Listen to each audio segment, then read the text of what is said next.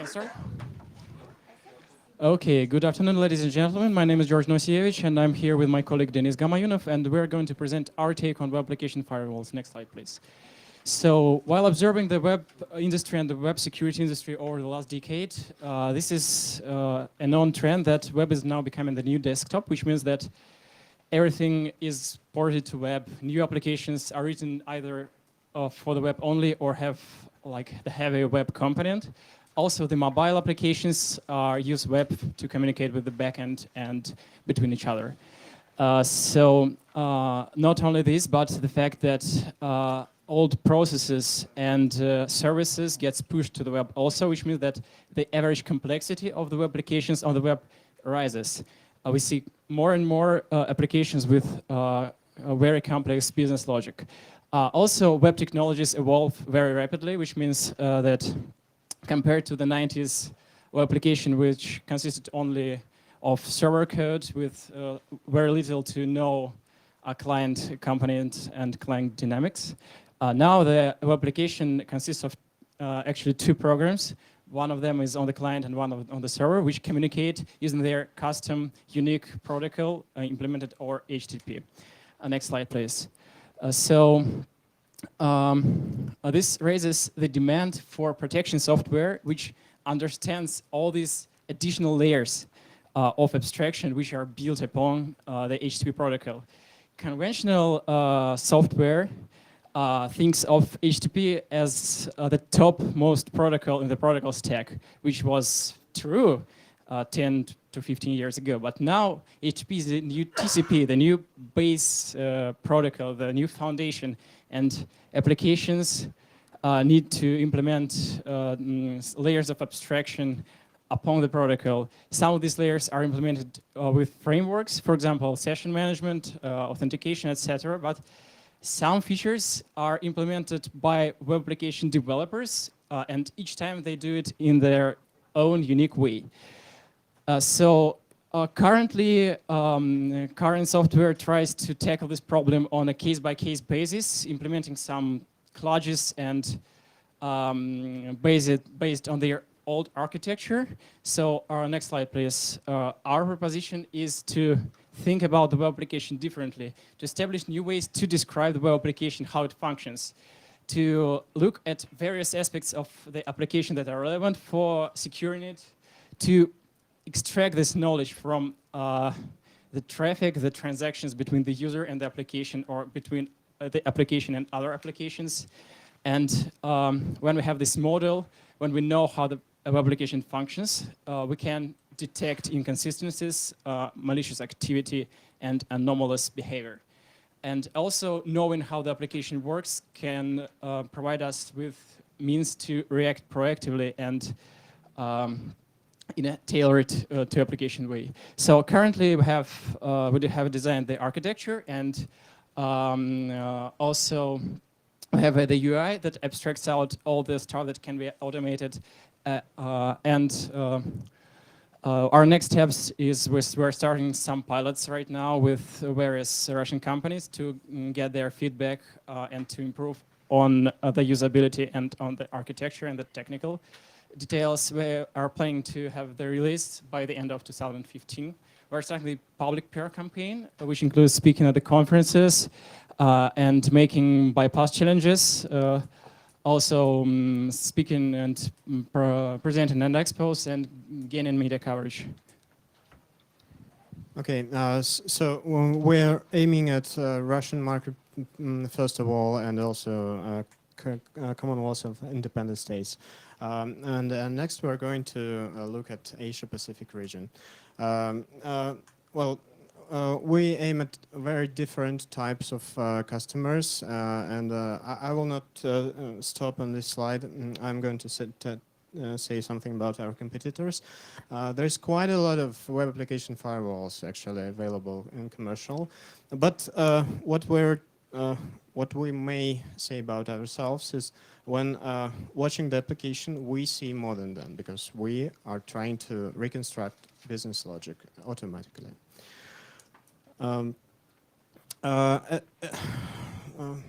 first we're going to make direct sales, as George already said, and then extend our sales network using partnerships and so on. Also, we are going to make a service version, like cloud version of a web application firewall. Uh, and here is our team, me and George. We're from Moscow State University Lab, so welcome your questions. Questions, please. I have a question. The slide of how you do it was out of focus on purpose and without explanation of what makes you unique. It is very difficult for us to understand why you're better than anyone. You do not need to reveal your trade secret, but you need to tell us why you're not like everybody. You say you do a better job than F5. Okay, how? You do not. We're not asking for you to start pulling code out, but why are you better? Well, actually, what we think, and it doesn't have anything to do with the architecture, which is blurred, is we established new ways to think about the application. So, like current software thinks in very low-level terms, in terms of URLs and parameters, and this model doesn't scale well when the application is written in some other way, and when there are these layers of abstractions which I was talking about. So this means that for current application, it is more and more difficult to configure these conventional software to actually provide protection without false positives. So this is our main point. So just to understand, so you're saying that you will listen into the traffic, you will try and understand the proprietary set of protocols on the business level, as well as from a syntax and semantics perspective, and do baselining, and then do whitelisting checks against that baselining based on the machine learning algorithms. Okay, great. So who is the machine learning expert that you have on the team? The machine learning expert is not present here. She's a former student of Moscow State University, and she designs the algorithms and tests it. So we've invested in a couple of machine learning-based companies, but the problem that we're trying to tackle, and I'm putting aside for a second the issue of reverse engineering the protocols, let alone encrypted protocols and all of that, putting that aside for a second, which is a big problem. But even if you do that, then the kind of machine learning challenge that you have in front of you is one of the toughest ones, okay? Because it's not only are you trying to understand the individual messages, but also the message flow. And those message flows are on very different levels, right? You have the UI kind of flow, and you have the business logic, as you mentioned earlier. So these are completely decoupled from one another in most, typically designed web applications. And I think that this is a huge challenge. And yes, you may be able to detect some patterns in regards to whitelisting, but I think that the false positive will be something that customers will just cannot live with. So. Yes, I have a quick remark, and I can expand a little bit on how we actually trying to do this. First of all, we design ways to describe these interactions without thinking about how we will automatically mine them. And we try to come up with interpretable models that can be that are observable by the operator, which makes it easier to make small changes for the automatically built model for it to work.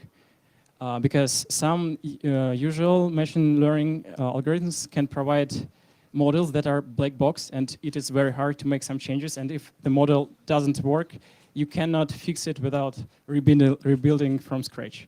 And our aim is to make models that can be manually tackled. This is the aspect I didn't talk about. 50 seconds left. What false positive, false negative results have you already achieved?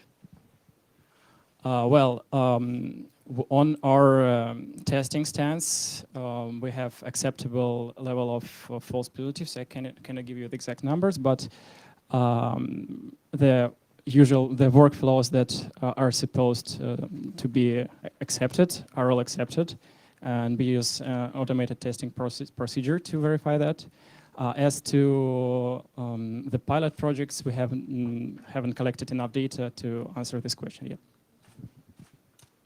So thank you.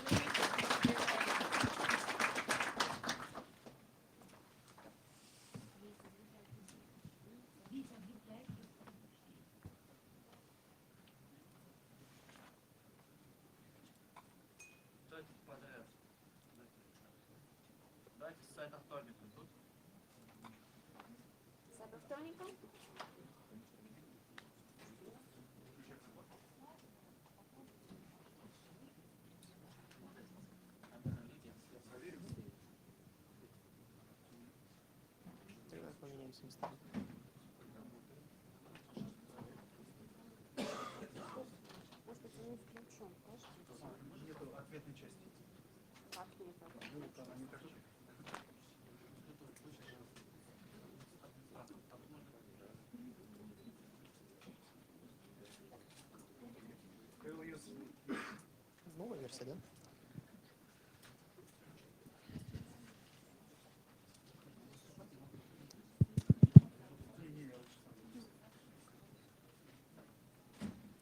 Okay. Hello, my name is Sergey Velts. Here is my partner, Vladimir Lebedev. I would like to introduce our company, Cybertonica, and its first product, OmniReact. OmniReact is a cloud risk intelligence hub for financial institutions and merchants that helps to find the right balance between profits and risks. Businesses on the internet need to process payments, but each payment carries a potential fraud risk. Key countermeasure here now is 3D Secure. It's an optional second factor in payment card authorization process. But 3D Secure is very bad for conversion rate.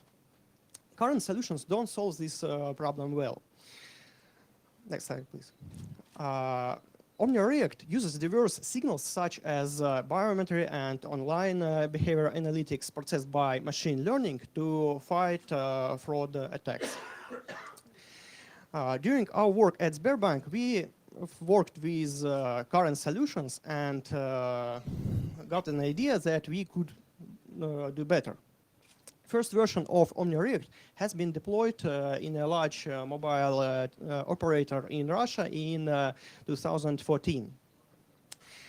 Here we see a main fraud scenario where a gang of carders and droppers tries to transfer money from users' cards to some phone accounts, then maybe to electronic wallets, and then get cash in ATMs. And we try to stop them here from doing this. Here's an example of a botnet, actually not the largest one. Okay.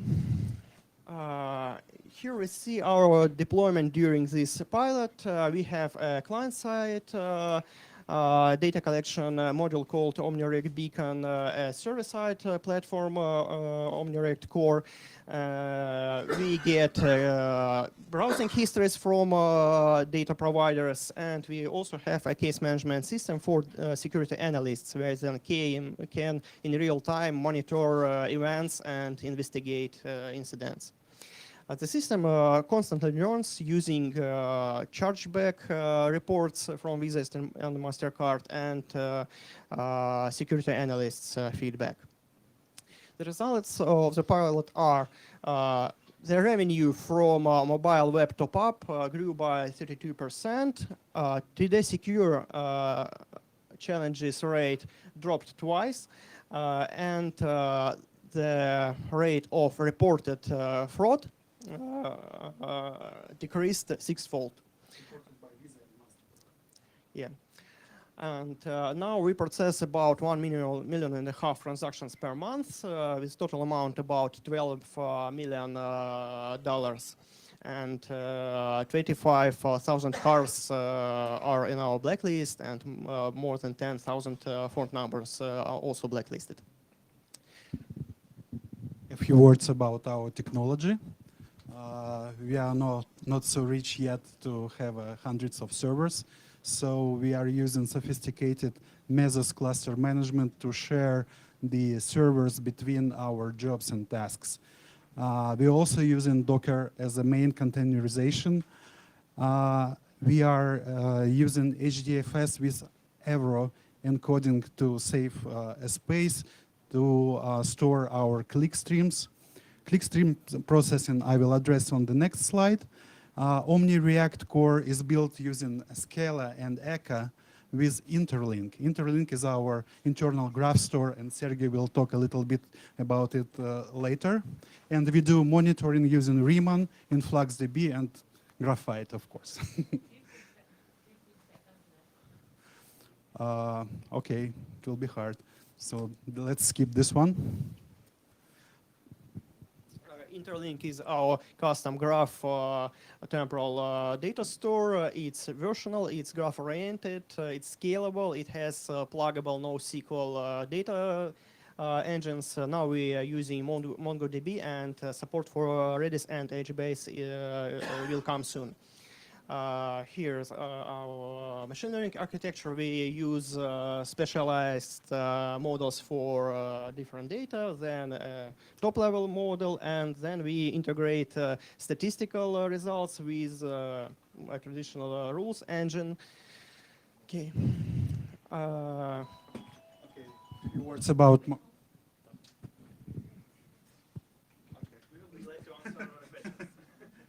actually competition is So I have a question. Okay.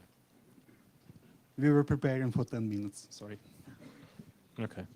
So if I can be a VC and play it back in one sentence, if you were going to give me an elevator pitch, let me see if I can play it back. You guys make it cheaper for websites to validate credit card transactions because they don't have to pay money to 3DS, and B, the accuracy of your scoring is 84% better than anybody else. Is that the whole thing? No, So the, then, the conversion is the main thing. That would have been enough. yeah, that's what I'm saying. I was feeding you that line of like, it's good enough. Okay. It is a part of truth.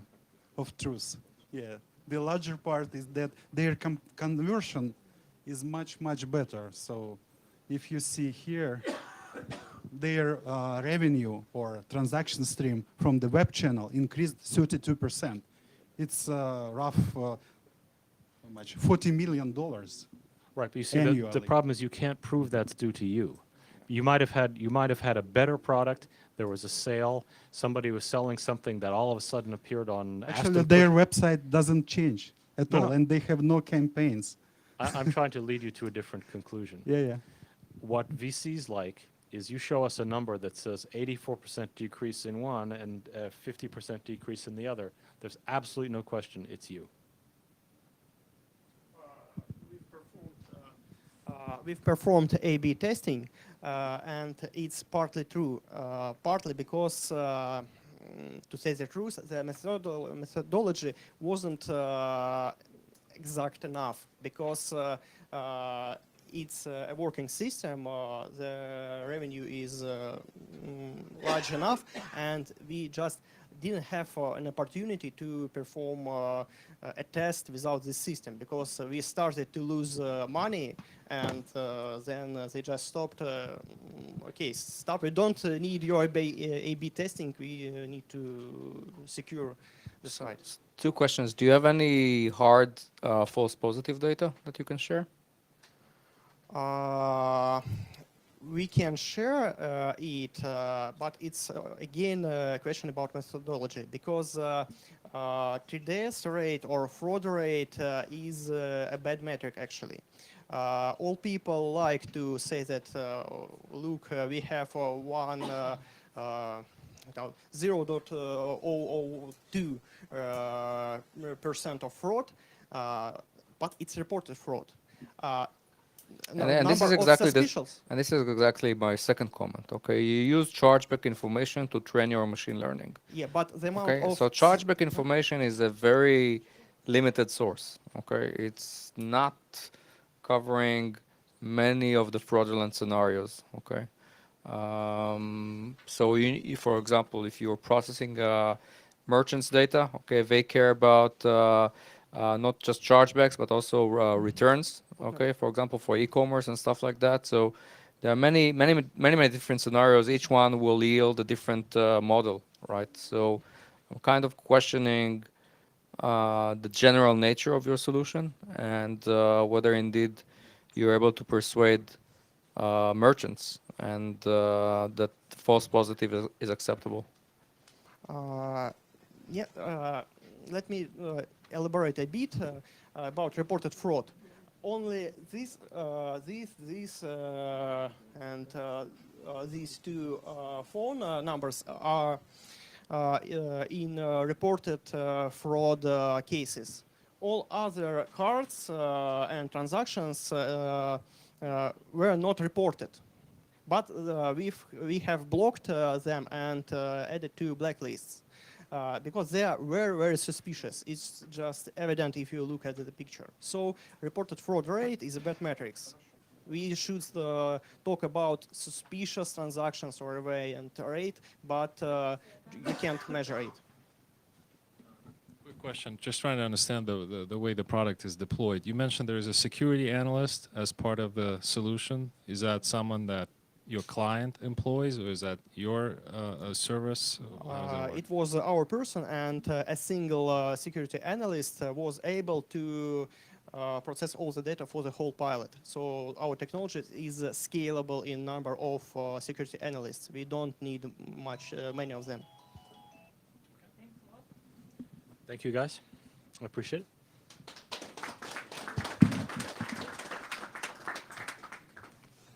Давайте SOC правильно тут есть. Okay.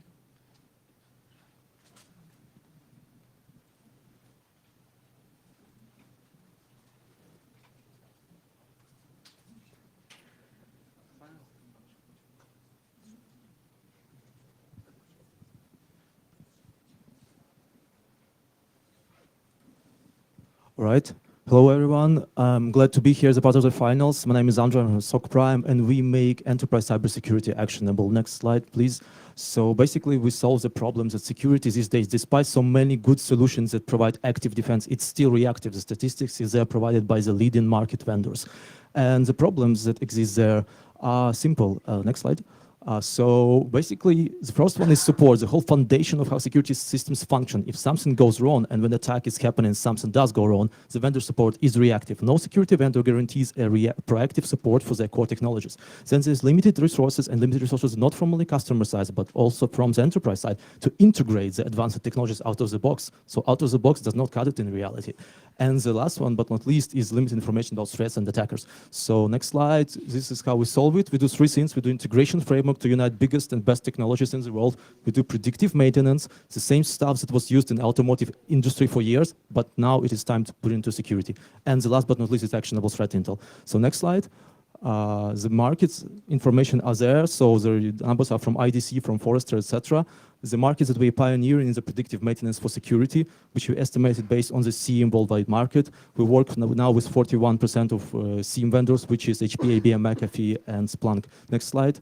And we have formidable competition. There are a lot of companies doing threat intelligence, from the old school AV vendors to the modern startups like ThreatStream, etc. For the predictive maintenance, there is really no dedicated companies that we see on the market. We expect a full competitor will appear maybe during the next 6 to 12 months.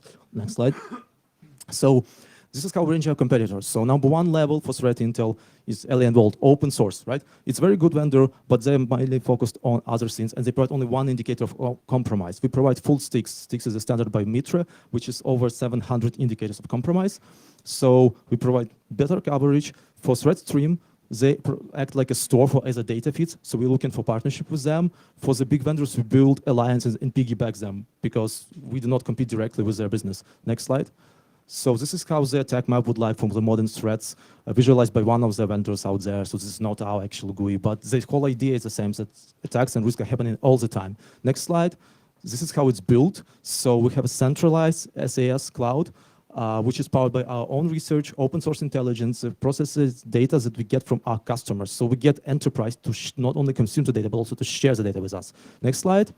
So inside, we support the modern standards for all CM systems, for all the data exchange systems, to US regulations, European regulations.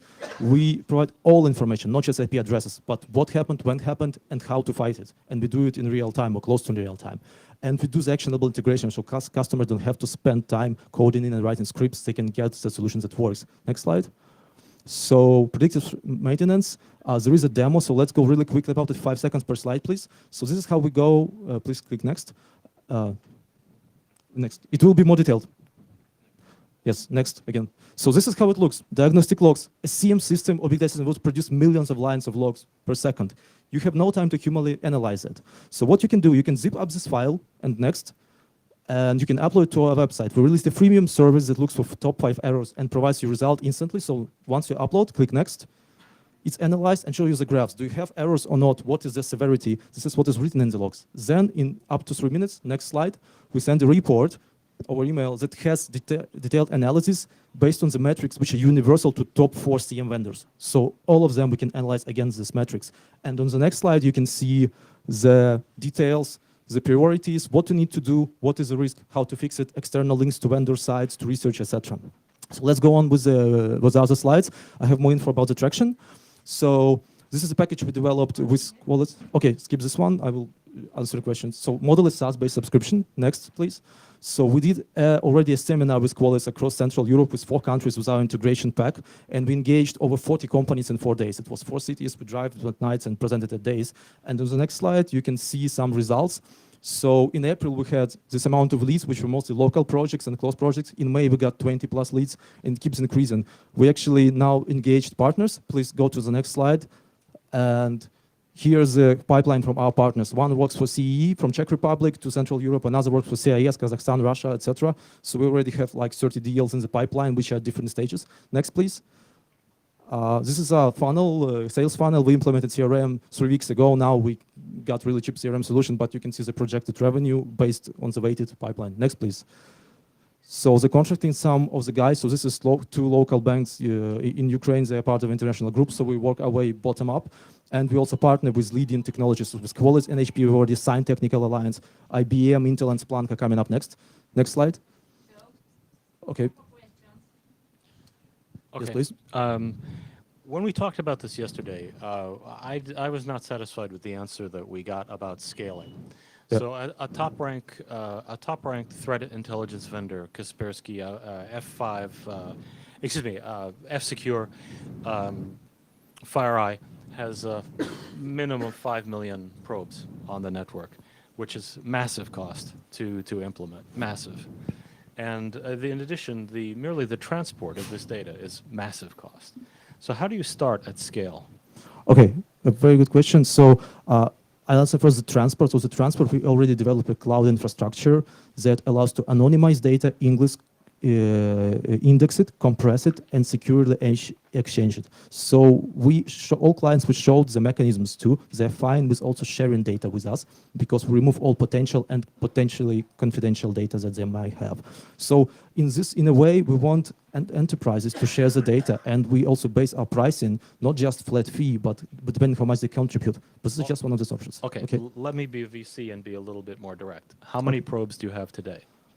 In probes, we work with 3 telecom companies in Ukraine, and the amount of probes is not so big. Okay, so it's different kind of probes, different, etc. Just our view on it that intelligence is one of the pieces that is needed to work.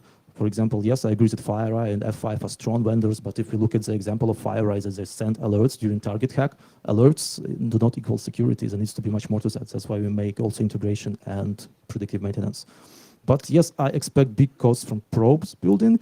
We also looking forward to partner with some guys on technical alliances. We have some companies from Germany who helps us on that. So geographically, we have more power and more speed to put probes in here. In US, we probably have to resell some feeds. Okay, so I actually liked what you guys are doing, Thank you. but the problem is that there are at least two different companies in what you just presented. So one is the threat intelligence company that, as Jeff indicated, you face some tough competition Yes, and there are some for sure. challenges there. And the other one, which is more on the actionable part, okay, bringing that threat intelligence into the enterprise, matching that against the logs from the SIEM or other sources, coming up with recommendations and so forth, which I think is actually more interesting than threat intelligence because you can buy threat intelligence feeds in the market today. sure. Okay? You don't need your own sensor network. Of Okay, course. so if I were you, I would respond to Jeff saying, okay, we have 0 sensors, or we plan to have 0. Today we have some, but in the future we'll have 0 because we rely on third parties. So that's one thing. Second is that once it comes to actionable intelligence, the question that you didn't address almost completely is the fact that if you really want to provide tier 1 actionable intelligence, enterprises are very different from one another. Okay, so it's one thing to provide that, let's say, for perimeter web kind of proxy or other such as the logs that you showed.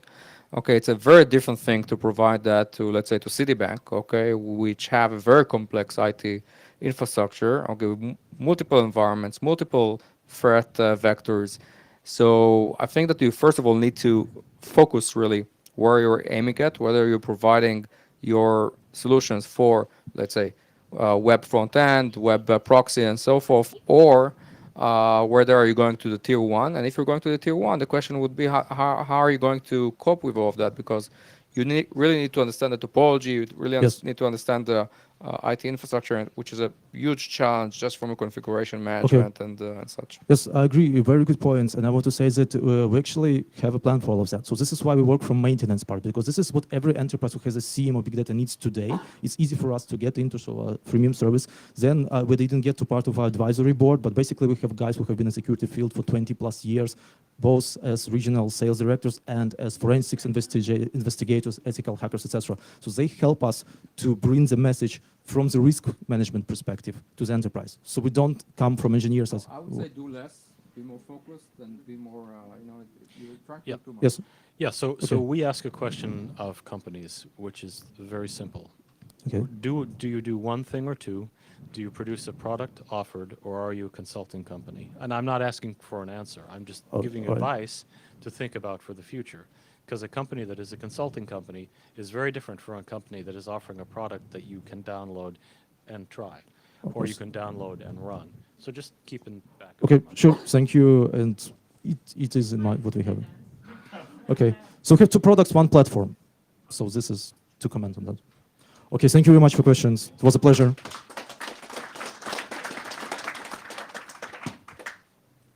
Компания Shield есть, да? Shield.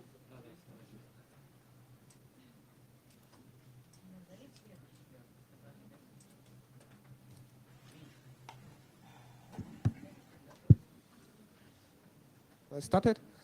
Hello, everyone. I'm glad to introduce you Project Shield. It's a complex for protection of automated control systems. Please next. Well, today automated control systems, I will say ACS more short in future, are widely used all over the world in every sphere of our life. And with growing number of such systems, number of malware grows as well. So the next one. What are solutions for today on this market? There are a lot of great products for protection of automated control systems.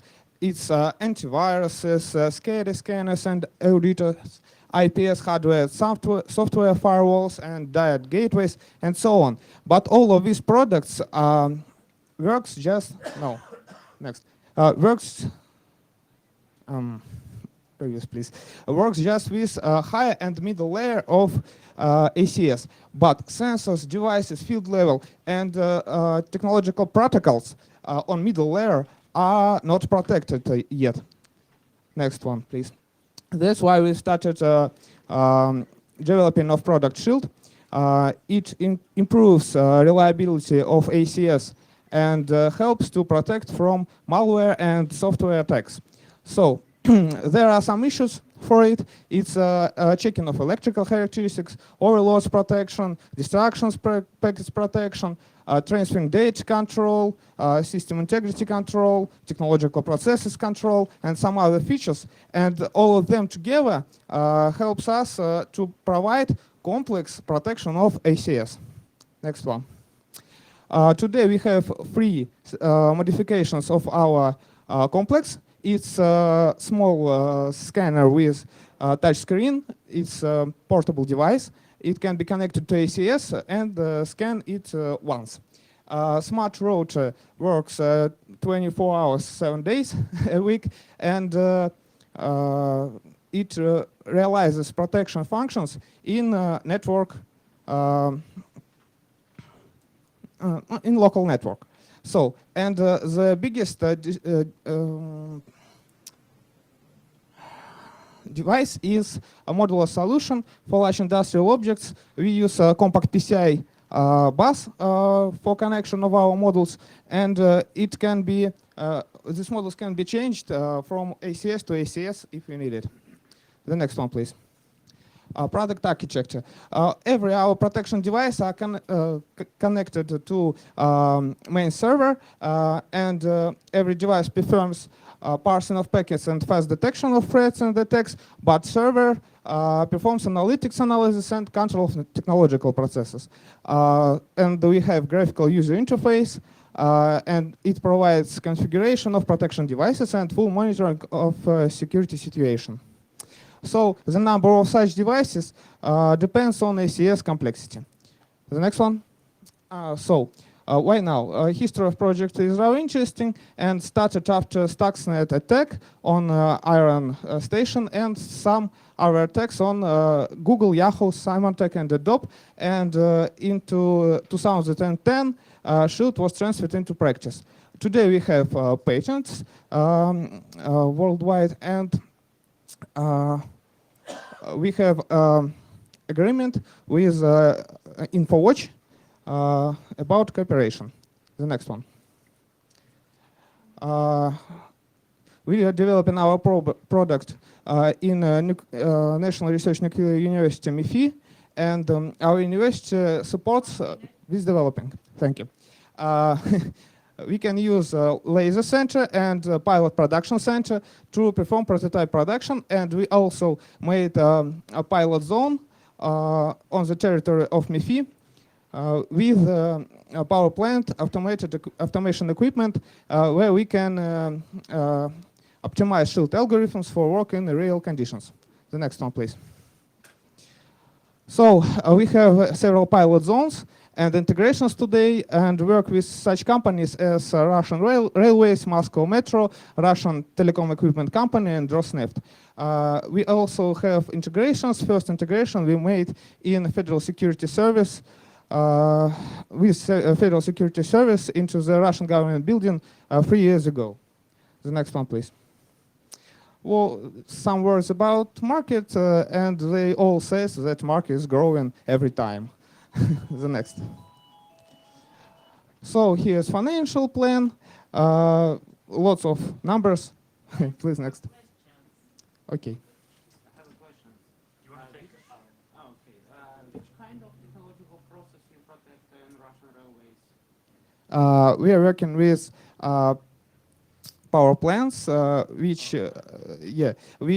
provides electricity to locomotives. And we are working with today we've making audit for these objects and the research for find some problems in these automated control systems. So you just make audit, you don't have integration? We are started to research this moment, and integrations will be this year, I think. Yeah.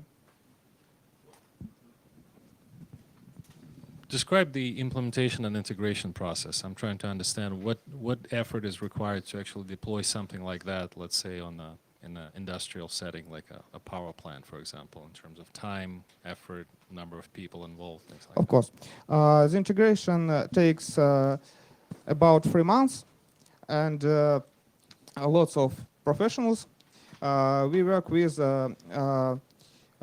people of target companies who can help us to understand technological processes, with people from security, security class, and of course, every automated system is different from other. That's why this process takes about 3 months. We have to completely take together all the models into our device, and we have to optimize our software. Is this an inline system? What? Is this an inline system? Is it out of band or in line with the networking flow? No, it's not linear system. Inline, то есть это на пути прохождения сигнала. Yeah, yeah. Our protection devices are connected to communication lines. Okay. And we perform an analysis of all the signals. Okay, great. So Are you on the line of that signal, or you're just getting copy of it? We have several products, and in line and getting the copy from mirroring from network equipment to there are several different realizations for different objects, because sometimes we can stand in line, sometimes technological process don't let us do it. So couple of things. Don't waste your time on inline products for industrial internet in the next 20 years. Okay, they will never accept it. That's one thing. Second is that, really, just save your money. Do work on the port mirroring or whatever. Second, proprietary hardware. Not sure it would work. Okay, they like their own hardware. Third thing, work with the large system integrator, General Electric, Siemens, Schneider. Otherwise, no customer except for trials would work for you. And just one more tip, especially energy production, but also in most industrial domains, there are two populations: the security guys and the operational guys. Yeah. Right? They hate each other. It's problem. They don't talk to one another. Yeah, yeah. If you come up with a security solution Yeah. which has no benefit for the operational guys, let alone that in many cases you cannot differentiate between a cyber attack and an operational issue from just looking at the network, then if you don't come up with something that has operational benefit, it will be very, very hard to sell. Great, thanks for your tips. I'll tell you that we are working with such vendors as Siemens and Schneider Electric, of course, and we've also. Well, that's all I think. One short question. You're talking about machine learning in this solution. Yes, integration includes machine learning and adding rules So by the, the hands. the question is about false positive, false negative. What figures has already achieved, and who is in charge of machine learning algorithms in your team? And this is why you should never have inline in industrial, because zero tolerance for false positives. I understand. You see, machine learning, which we can use here, is in the ranges of technological processes, and it used only on integration phase, and after integration, we can see what our system collected and what rules we get. Thank you. Thank you very much.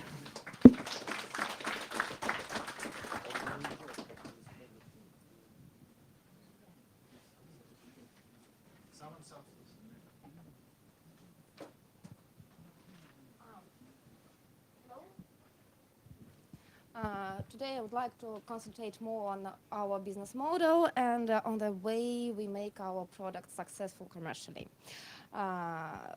In brief, we verify the authenticity of digital documents for the companies. We started working with the insurance companies in Russia, and we developed a model of negotiations with clients. And so how it works. Firstly, we take a bunch of photos or scanned copies of documents to verify, and we make a report in which the client sees statistics, some fraudulent cases, alerts on the fraudulent cases, and recommendations. After that, we negotiate the fraudulent cases with the appropriate department in the company. We calculate losses, and after that we have the real value for this client, and besides the common reference for other clients and cases for our portfolio.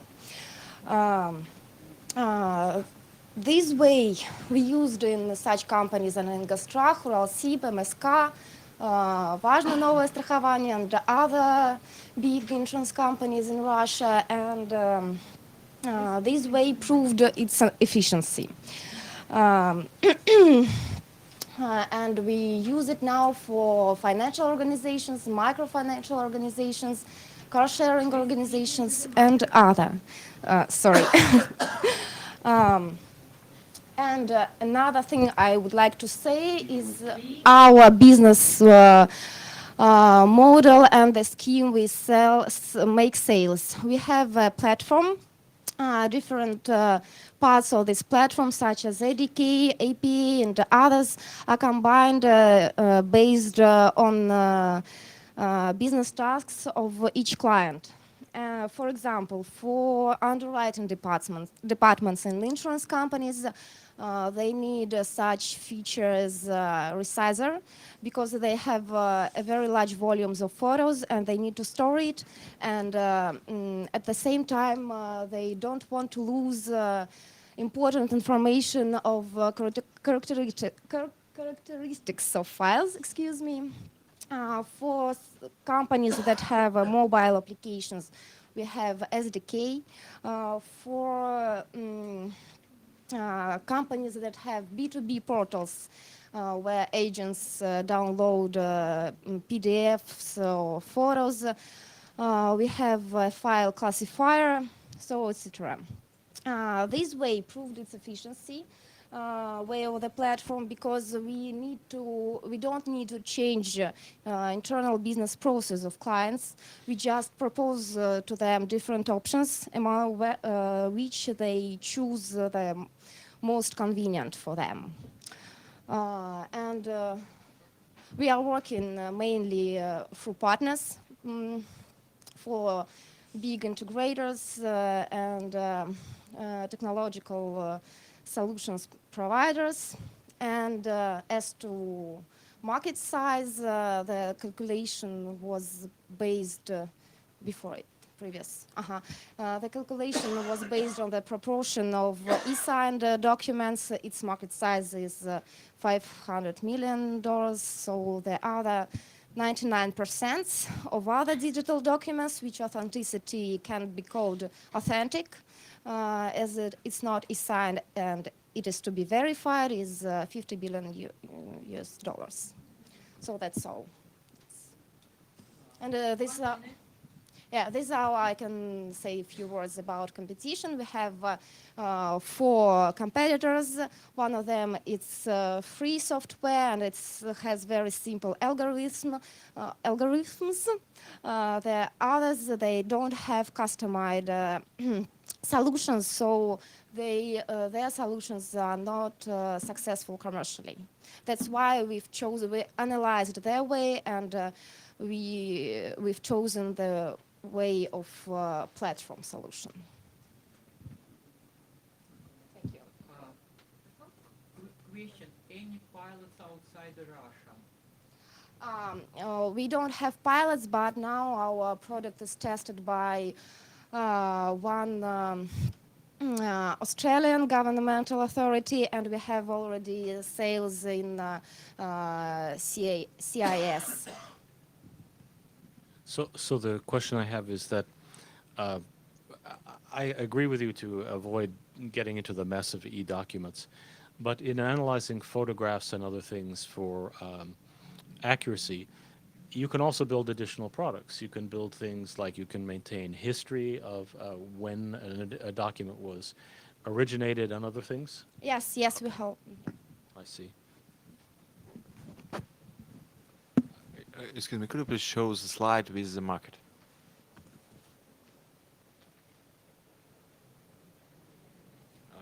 Could you please tell a couple of words about this market, because it says that it's 50 billion USD dollars. Is it market exactly for your product, or is just a signed document general market? No, e-signed documents is only 1% of all documents, so its size is $50 billion, and we just made a proportion So because it's basically- really hard to calculate. So basically, your competitors are working on 1% of total market. Is it No, right? our competitors, these are not companies in e-signed documents market. It's they also verify the authenticity of documents that are not e-signed, but it's their market too. They are the 99%. Okay. They are just our competitors in this. Quick question. When you described the way you solve the problem, it sounded a little bit like what you're doing is more like a project-based, almost consulting work. When you said we engage, we negotiate, we advise, and then things like that. And yet you describe it as a software product. Is this a fully automated software tool, or do you deliver it as a service that It's full automated, but I wanted to say a few words how we started, how we elaborated the platform, and how we collected the use cases and the real cases to show to our clients, real losses. So there are validated cases that can be shown to, in a sales Yeah, yeah. perspective, that it not only does it work, but that people have saved substantial amounts of money due to either not paying out on fraud or detecting that there was inadequate documentation at the beginning. Yeah. Okay. So when you implemented that with customers, did you do it only on a departmental level or regional level, or do you have like a full-scale implementation? We have different ways of entering into the company. We negotiate with different departments. Okay, because these approaches, okay, of image processing to identify whatever anomalous documents, okay, people have tried that before, and I think that there are more than just the 4 different competitors. There are actually many more, including some large companies that integrate that as a feature into their platforms. But I think that where many of these image processing technologies have failed is in large-scale implementations. Yeah. Because then the diversity, and it's not enough to have just a document classifier that you mentioned, the diversity, Just a small feature. the diversity and the heterogeneity of the documents is such that you get again, and you did mention that you do some kind of a supervised machine learning to based on historical fraudulent documents. I think that this would be very hard to scale in a large organization. If you keep it on a departmental level or branch level or whatever, yes, okay, but if you go beyond that and try to implement that centrally, it has challenges, and therefore I would suggest that if you do pursue that, try and come up with a sales and marketing strategy that is actually more land and expand, as we call it, rather than go after the tier ones. Okay, thank you.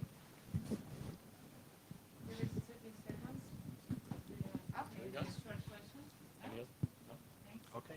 Thank you. Guys, please keep the microphone to your cheek, because we are on their cameras, and there are no volume if you are not speaking into their microphone. Thank you a lot.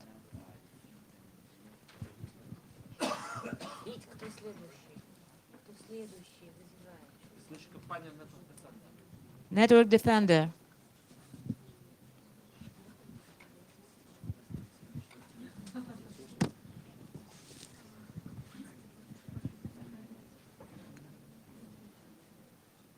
Presentation, please. Hello. We will present our project, Network Defender. Next slide, please. Why we propose this project? Because right now we have a new type of network threats with threats for network switches and routers. Next slides.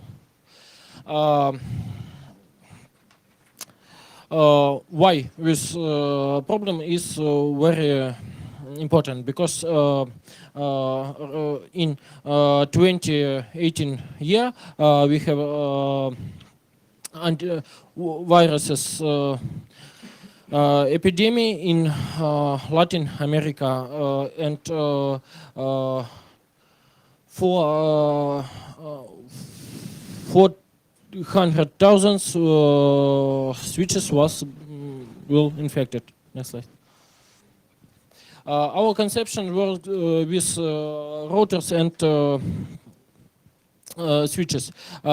We only software program. We can connect to switches and routers through SSH and make a dump of memory and firmware, checks memory and firmware with control sum and with antiviruses, and if it needs, we can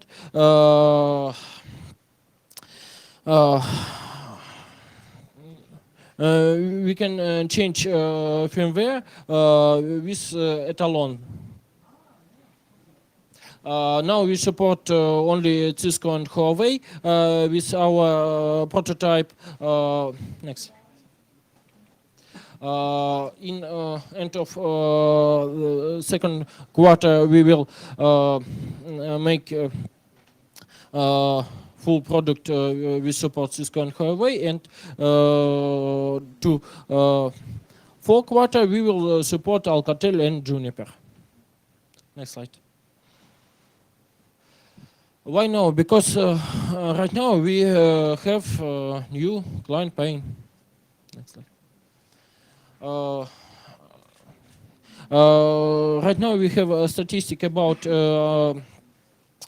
infection about routers Linksys and with viruses Moon and Trojan rather for iOS Cisco. Statistics since we have in our presentation, if it needs, we can show all. Yeah. Next. What about market size? We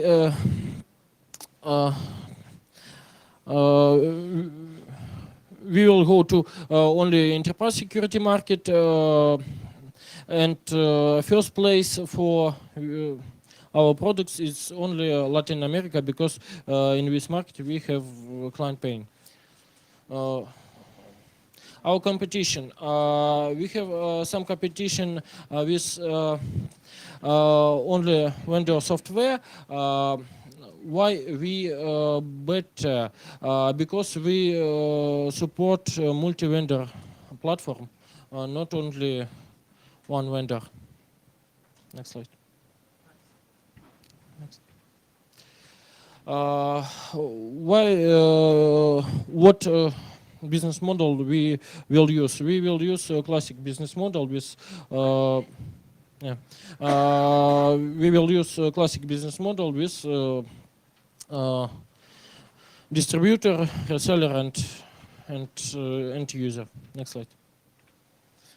Our team now is 3 people. Am I, Alexander Kolobelnikov, Sergey Alexandrov, and Vladimir Ivashkin. Thank you. Your questions?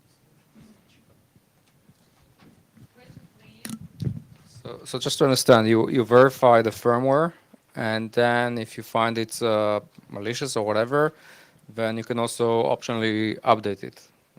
Yes. Okay. And you, as a third-party provider, you think customers will allow you to update the firmware on their network elements? Could you repeat, please?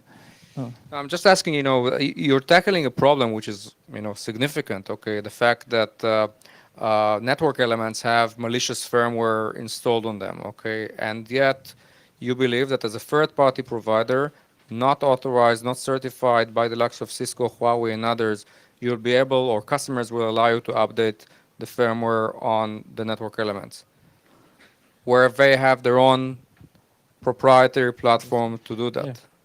Yeah. Okay, understand. Now we have some problem, but vendors not in all network equipment can verified firmware. And now we have problem what users and administrators in corporate network can verify viruses only when have viruses attacks.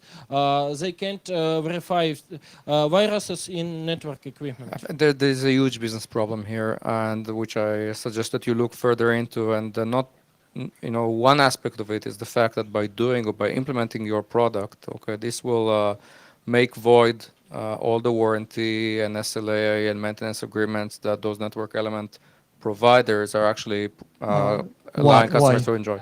And actually it will completely break software management workflow on the every big enterprise. Because all the software updates in every big enterprise done through workflow process. And you are just out of the process. So it will, again, in reality, it's, or you find a way how you can be integrated into that workflow, or there is no way to be really implemented in any of big customers. Okay, we can only detect the problem, but not update firmware.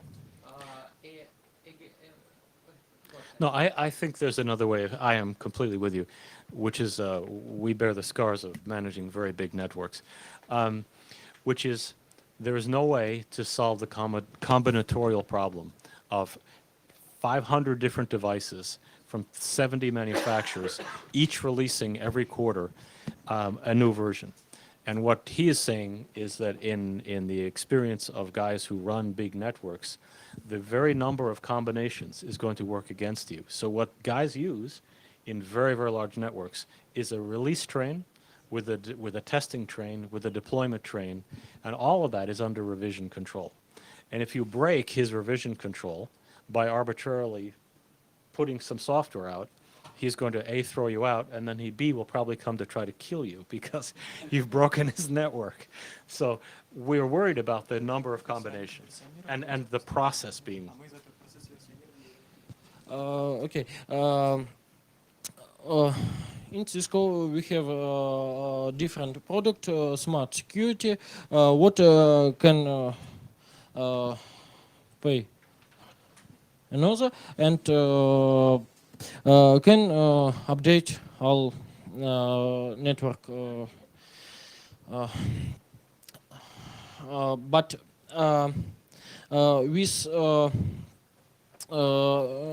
with equipment use TFTP server.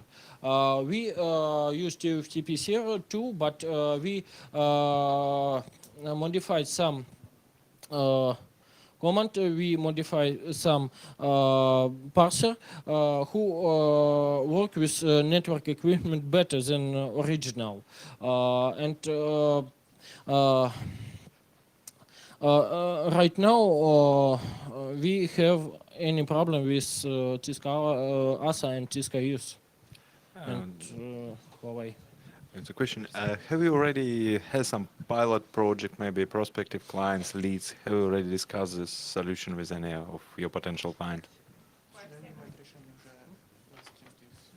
No, right now no.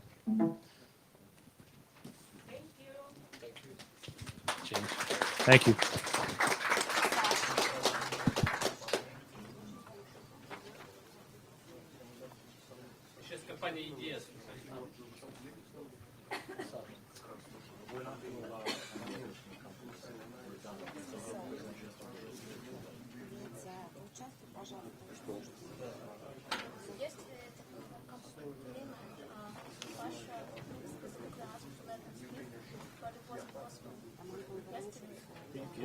We cannot do it. You cannot break the process Another release. question. For two meetings that we couldn't see yesterday, and there was not a full participation. It's unfortunate. It's not about, it's unfortunate. It didn't work. We can meet this company separately.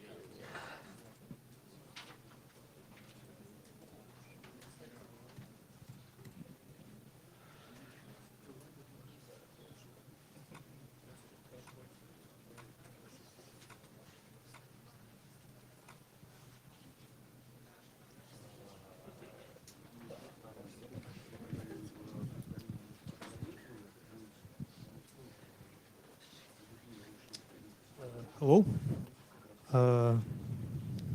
I would like to present our project, EDS. We are trying to solve a very common end user problem to protect private files of a user. Almost everyone has private files, which should be accessible only by a legitimate user. Many operating systems has a built-in solutions to protect files, but they are protected all at once. It is not always a convenient solution. Usually we have a subset of files which should be additionally protected and which should be available only part of the time. Also, yes. Also, we need to remember a lot of passwords, PIN codes, etc. Also, today we upload a lot of our files to cloud storages. Maybe you know recent iCloud leaks, scandals, when user private photos were compromised. We are also trying to solve this problem. One proven solution is to use virtual encrypted disks. The problem is there are no good mobile solution for virtual encrypted disks. Our solution allows to use virtual encrypted disk on Android, and we are going to develop a solution for iOS and Windows Phone. Also, our solution is a universal solution. It includes a password manager. So we can have on our virtual encrypted disk, we can store our media files, we can store arbitrary files, and we can store PIN codes, passwords, and all of this information is indexed and can be quickly located.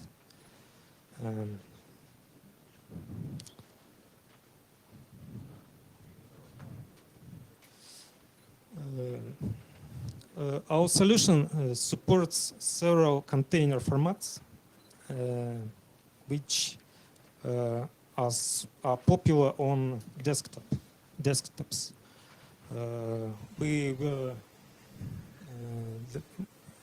Our project is the first one which provided full-featured TrueCrypt container support on Android. Later, we added VeraCrypt containers, Lux, free OTFE, etc. Formats. And we plan to add NKFS support. Now we can upload our virtual disk container, it's a single file, to a cloud storage. Then we can open files directly from that container. We don't have to download the whole container to our device. The encryption and decryption keys never leave our device, so even on a cloud storage, our data remains protected.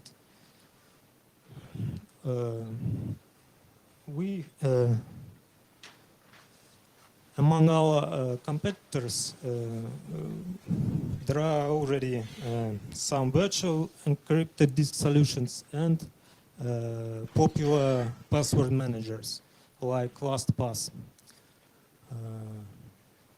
But they don't have, our solution is most feature-rich solution. We provide large set of encryption algorithms, key derivation algorithms. We support hidden containers, so we can hide even the fact of existence of certain data. Even if you are forced to reveal a password from your container. Okay. Okay, so I'll play back the one-line elevator pitch, as we call it. So you were doing the analog of TrueCrypt, but for multiple devices and for virtual file systems. And you also do a password manager. And so the TrueCrypt was very nice until the NSA convinced them that it was in their health interest not to continue developing. And so TrueCrypt is dead in the water. The problem is TrueCrypt was free. And the assumption by the users is that it was free.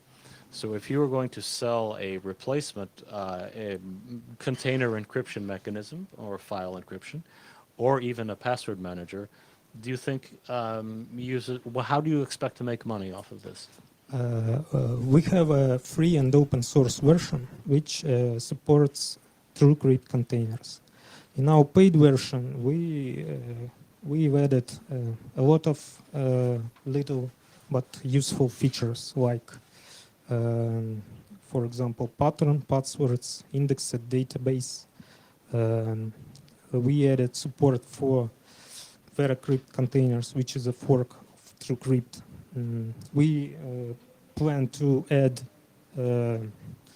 other container supports. The precise question was, we understand, rather, I understand what you're going to do in the future, but will people pay, and do you plan to charge yes, them? people pay. We already have sales, and we have a lot of user feedback, actually. We are enhancing our product based on people feedback. I have a question to you. What kind of crypto do you use? We are using proven encryption algorithms, AES, two-fish. We support combined encryption algorithms like AES combined with Serpent and two-fish and all other combinations of these algorithms. We use PBKDF to procedure to generate keys from passwords. We also support several hashing functions in PBKDF, including SAH 512, Whirlpool, and others. And one more question. Can you, so what do you think about current offering from different MDM vendors who is also offering encryption for smartphones and tablets, and password management and some other nice features? Samsung has its NOx software, but it's rather complicated. It's hard to use. It's bound to their models, and we would like to make our product available on all platforms, including iOS, Windows Phone, and PC. And the containers already supported on PC. Also, we know LastPass is our competitor. They allow to store only structured data like pins, passwords. They don't allow to store files, media files, documents, etc. So we have a simple advantage. we can store any kind of data. 1 minute. Is there any questions? No questions. Thank you.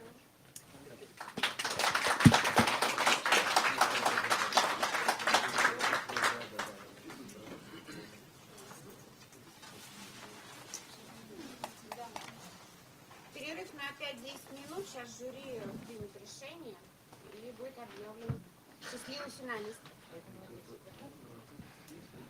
Через 10 минут. Я думаю, что лучше там минут 10 точно погулять, потому что...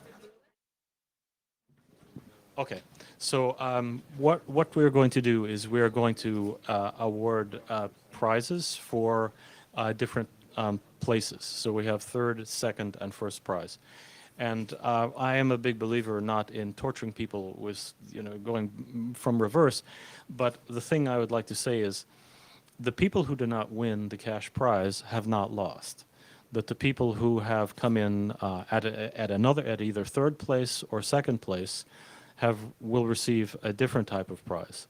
And the reason that we put people into third place or second place is because we like the idea very much as a group, as a jury, but we thought that there were areas that needed development, further development. And we think that the ideas are strong in numerous areas, but that they need further development in some areas, and that we as a group, venture capital guys and technology guys, will help them to develop in consultation.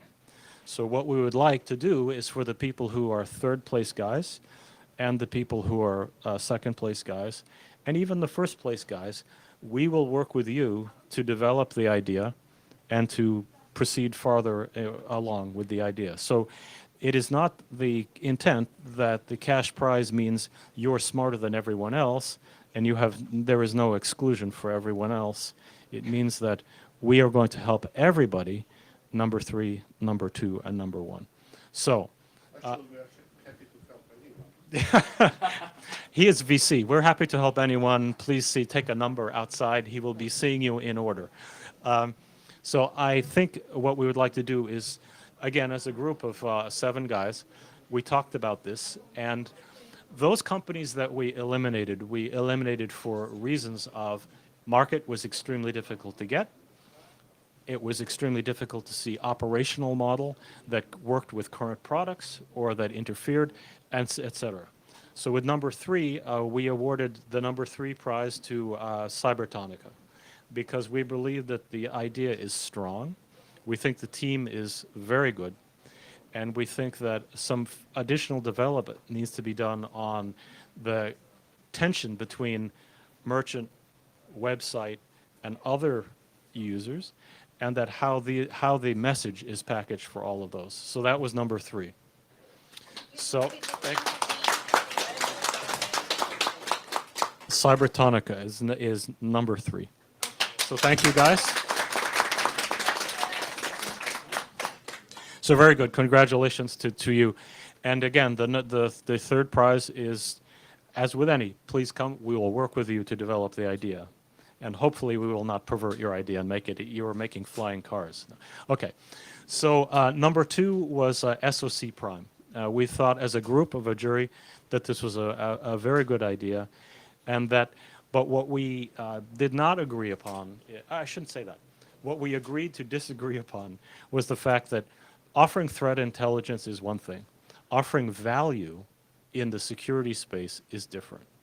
And that might involve consulting. That's fine. It might involve something else. But the business model that was presented encompassed several different things all at the same time. So to make it a successful companies do one thing really well. So we would like to help as a group, we would like to, companies, VCs and others, we would like to help develop what is the one thing that your sales guy can go out and tell the customer, here's what we do better than anyone else in the world. One thing. You can have 5 things that support it, but one thing. Okay? Yeah, so the name of the company, again, it was SOC Prime. So if you guys are here, thank you very much. Thank you. So The company that we chose as the #1 company, we chose for a reason. Because we saw that the technology was good, but also that the solution was applicable across many industries. It was applicable across many uses, not only for something like insurance or for validation of fraud, but it was usable in many different dimensions. And what the company needs more than anything else is not development of the technology. It is deciding which markets to go after first. You see, where the difference for us is which ones do you go after first, as opposed to we need to create one to go first. So with that, the winner of the prize was SMTDP, and you guys win. So congratulations. So with that, we have to give you guys something. So, Sasha? No, we both. Значит, приз, как вы помните, от Almaz Capital, и вручаем мы 1,5 миллиона рублей.